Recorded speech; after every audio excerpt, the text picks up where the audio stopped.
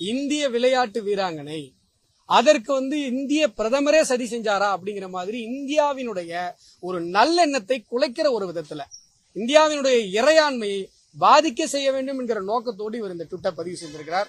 RS Bharathi அவருடைய மகன். அதனால அவர் மீது இன்றைக்கு கம்ப்ளைண்ட் பண்ணிருக்கேன்.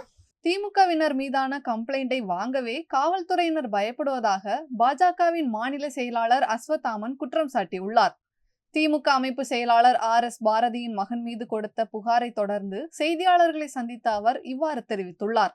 இந்திய விளையாட்டு வீராங்கனை அதற்கு இந்திய பிரதமரே சதி செஞ்சாரா அப்படிங்கிற மாதிரி இந்தியாவினுடைய ஒரு நல்லெண்ணத்தை குலைக்கிற ஒரு விதத்துல இந்தியாவினுடைய இறையாண்மையை பாதிக்க செய்ய வேண்டும் என்கிற நோக்கத்தோடு இவர் இந்த ட்விட்டர் பதிவு செஞ்சிருக்கிறார். RS பாரதி அவருடைய மகன். அதனால அவர் மீது இன்றைக்கு கம்ப்ளைண்ட் பண்ணிருக்கேன். பாரதிய ஜனதா கட்சியுடைய மாநில தலைவர் அண்ணாமலை அவர்களுடைய அறிவுறுத்தலின்படி நேற்று ஆன்லைன்ல கம்ப்ளைண்ட் பண்ணோம்.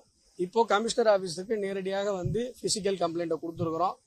காவல்துறை பிஜேபி கொடியேத்தனா கைது பண்ணோம், பிஜேபி காரங்க ட்விட்டு போட்டா கைது பண்ணணும்னு எங்களுக்கு தெரியும். திமுக காரங்க மேல கம்ப்ளைண்ட் கொடுத்தா கம்ப்ளைண்ட் வாங்கிக்கிறதுக்கு கூட யோசிக்கும்ன்றது எனக்கு இன்னைக்கு தான் தெரிஞ்சுது. அவ்வளோ யோசிக்கிறாங்க, அவ்வளோ பதட்டப்படுறாங்க, பயப்படுறாங்க. இந்த நிலை நாட்டில் மக்களாட்சி தான் நடக்கிறதா இல்ல சர்வாதிகார ஆட்சி நடக்கிறதா? மிகப்பெரிய பாசிசத்தை தமிழகத்தில் திமுக செயல்படுத்திக் கொண்டிருக்கிறது. திமுகவினுடைய கண்ணசைவை பார்த்து காவல்துறை காத்துக் கொண்டிருக்கிற ஒரு மோசமான ஒரு சூழ்நிலை தமிழக காவல்துறைக்கு ஏற்பட்டிருக்கிறது.